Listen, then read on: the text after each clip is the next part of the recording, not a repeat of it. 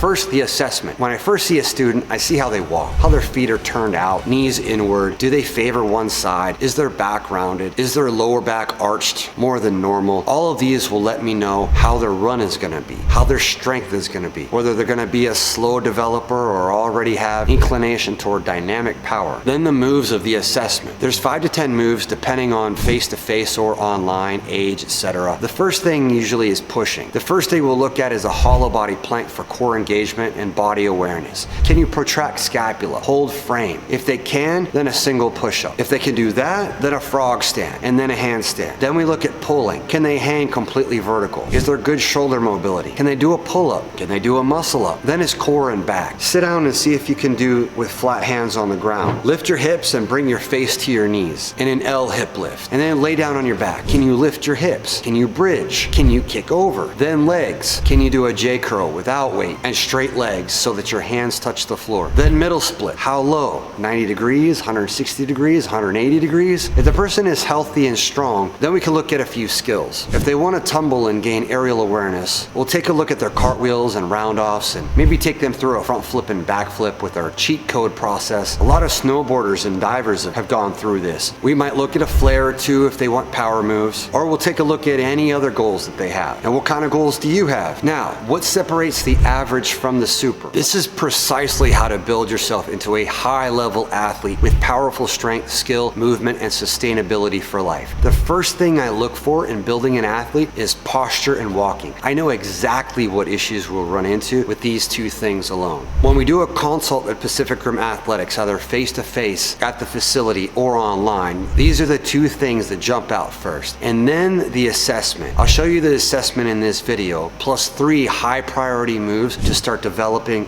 right now that will make gold medal differences in your athleticism. But realistically for you, you need to identify what kind of athlete you want to be. In my experience, there are 4 categories. Number 1, there's moving other things. This is like ball sports, where you're taking an object and moving it from one place to another. Like basketball, all the way to strongman. The focus is on what happens to the object. The second category is moving other people. This is more complicated. It can range from martial arts to sumo to dance. Then there's movement with a vehicle, like horseback all the way to F1 racing. And finally, there's the raw, solo, bodyweight athletics like breakdance, powerbatics, figure skating, skydiving, long jumping, and everything else that you can think of that only requires your body. That's it, just how good you are. No objects, no vehicles, no other people. The only thing I might add to bodyweight athletics is stuff where an object is attached to you and provides acceleration, like a surfboard, skis, skates, rocket boosters, and I'm just playing. But it's more about your full body of movement. And I think that's what separates average athletes from high-performing athletes. Their overall strength, mobility, skill, and versatility, and of greatest importance, sustainability. Because what good is a gold medal if you have to retire at 15 years old? And I've seen that happen over and over. You don't want to be 35 feeling 55. Now, my thesis is that a bodyweight athlete will cross over to any other athletic discipline faster and with more ease than any other kind of athlete. And the more acrobatic, the better. I've seen this bore out in my athletes and have heard this from many other athletes. We've had athletes who also are skiers, snowboarders, hockey players, baseball players, wrestlers, a lot of things. And they all report back that their coaches are extremely impressed with their progress as a result of bodyweight training. It's why NFL wide receivers take dance lessons. As an example, a basketball player will have great eye-hand coordination, endurance, and overall athleticism, but in many cases will not be able to cross over to something else as easy as, for example, a break dancer would be able to, who has the same number of years experience. The person with the most overall coordination, strength, and greater ranges of motion of strength and flexibility, plus dexterity, will of course be able to make the transition to anything else far easier and faster. And this principle carries over to all areas of life, adaptability and resilience. So subscribe so you don't miss any of the trainings all of our top students receive. And opt in. It's absolutely free and it'll unlock a whole new universe to you. You'll get access to me and my team, PDFs, email trainings, special events. We've been to several US states, Japan, Spain, plus you'll learn about competitions we host with large cash prizes. But back to training. When I was 11 years old, I moved to California and my bike was in storage, so I rode my friend's sibling's bike. The brakes were switched on the handlebars and I flew over the front and knocked out a tooth. 10 years later, after martial arts, breakdance, acrobatics, my mountain bike broke and I flew through the air in the same motion as before. But this time, because of the training, time slowed down and I did an effortless shoulder roll instead of kissing the concrete. Here's another really good example. When I was playing football, a guy caught a pass in front of me and juked, and as I was about to dive for him, he changed directions and so did I, completely subconsciously, and my movement turned into a butterfly twist in the opposite direction and I grabbed him. What changed? It wasn't the strength as an adult. It wasn't my near 300-pound bench press at the time. It was the skills-oriented bodyweight training. Now, what separates the average from the super? Like I mentioned, versatility of strength and skill, plus sustainability for long-term health. That's the single most important aspect of training, and one that our company is built on. Not winning at all costs, including your health. That's just caveman mentality. We want to have it both, winning and sustainability. A lot of people think it's just training hard, pushing through. Yes, those are characteristics of high-level athletes, the determination, the grit, the going through hell to get to heaven, but there's also the mindset, the rest, the mental game, not allowing yourself to be overwhelmed, and the constant work ethic, little by little over years and decades. That's how everyone from Alex to Ben to PJ, who's 53 years old now, is doing this. Step by step, daily. I have to talk to my students all the time about chilling out, not beating themselves up mentally. I could tell you every cheat code for physical training there is, but if you don't understand that one principle, then you're gonna end up like a person who didn't rest on Sabbath. These principles exist for a reason. So then we come to the physical. I honestly don't think it's complicated. We regularly see extraordinary athletes from impoverished countries. Nutrition is simple, whole, real foods and water, not garbage. But sometimes people do extraordinary on junk food because they're training like maniacs. Other times it's just all we have, and the body will actually adapt. Michael Phelps is notorious for this, but is that sustainable? I speculate that it's not. Sleep is probably the most critical, then flexibility, then strength, then mobility, then skill, which includes things completely and utterly overlooked by fit folk, like coordination, dexterity, control, and calmness when you are out of control, like being tossed around in a wave, in an unexpected position in martial arts, in a flip and rolling out. Weightlifting and mainstream fitness just will not cut it. Neither does CrossFit. I routinely see these individuals come into athletic training, and not to be mean, but there's just a fragility and a clunkiness to their movement, including everything from running to jumping to spinning, everything. Again, not to be mean, it's just a first-hand observation that I think a lot of folks would actually openly admit and agree with. When I was doing mainstream fitness hardcore, I noticed it in myself as well. But when you train your body weight for strength and skill, you gain a lot more than meets the eye. And then you're doing things you see in Powerbatics competition. And maybe that's an opportunity for you. Okay, so now let's talk flexibility. There's static, active, passive, dynamic, just to name a few methods. People get injured because of inflexibility. That's the #1 reason we've seen from thousands of free consults. If you could be flexible and strong as a base, you are already in the top 80% guaranteed. Static is stationary stretching, trained similar to passive, letting weight, gravity, or somebody else stretch you. And long holds of 5 to 10 minutes work very well. Active is holding your leg up, for example, or in bridge, actively using muscle to hold the stretch in good 1 to 10 minute holds. Dynamic is adding motion, like seen in a round off, or kicks in 10 to 20 rep ranges. Now, let's talk about building high-level athletic strength. This is not done through weightlifting or bodybuilding. Powerlifting and Olympic lifting can be advantageous, but the problem with weight is that it's pushing and pulling slowly. It isn't dynamic like virtually all sports and athletics are. Now, Olympic lifting is explosive, but it's also highly technical and should be reserved for Olympic lifters specifically, unless you're prepared to spend the 10,000 hours mastering it. Weightlifting will build a base of strength, yes, but then you have to decide what kind of strength. There's a story about the USA gymnastics team that went through a phase where they lost a bunch of medals because they were doing all sorts of hypertrophic weightlifting. So you have to make that decision of what kind of athlete, what kind of strength you want. And body weight training, you can add weight to yourself like another person for partner squats, partner lunges, partner shoulder press, lifting them up overhead like in partner acro. You can add a weight vest or hold a weight in your hands while doing a move like a single leg squat, etc., etc. But since you're using your body weight, you're developing all these different angles of strength and compounding your versatility, whereas weights are isolated movements that do not build holistic strength and skill. And then there's the different types of strength, from isometric to static to dynamic to ballistic. These are things like rebounding, kicking the heavy bag, depth jumps with rebound up, all of which are exposing the body to hundreds, if not thousands of pounds of force over and over and over again. And actually, they could be very dangerous when performed by beginners. Same happens when punching the heavy bag or tumbling and your hands touch the floor or striking any surface. It's very sophisticated to measure these, and so it's far easier for people to just slap another weight on the bar, but it's not going to produce the kinds of strength you want. Here's 3 examples. One for upper body, one for legs, and one for core. One for upper body, static, could be 10-minute wall handstands. I often make the comparison about training your shoulders to be as strong as your legs. You should be able to walk around on your hands the same as you do on your legs. Then something dynamic for legs. How about rebounding? That's basic. It's far more difficult than it looks because you're intentionally slamming the ground with straight legs. And then for core, how about something with some mobility requirements like wipers or meat hook wipers? 5 sets of 20 to get you started. And then those lead us into mobility, which is critical for sustainability, long-term, and versatility on the field in any sport. Mobility is basically the combination of strength and flexibility and preserves your joints. This is high volume training that pumps blood to the joint for prehab, rehab, and healing. This could be done with bands and high volume rep work like pulses. But this is all just regular fitness, flexibility, strength, and mobility. Then there's skills acquisition. Singular skills take thousands of reps over long periods of time to train your nervous system. Then they become combinations, like we have dyna combos or katas. You could try this kata, handstand level 1. Strong, powerful, smooth.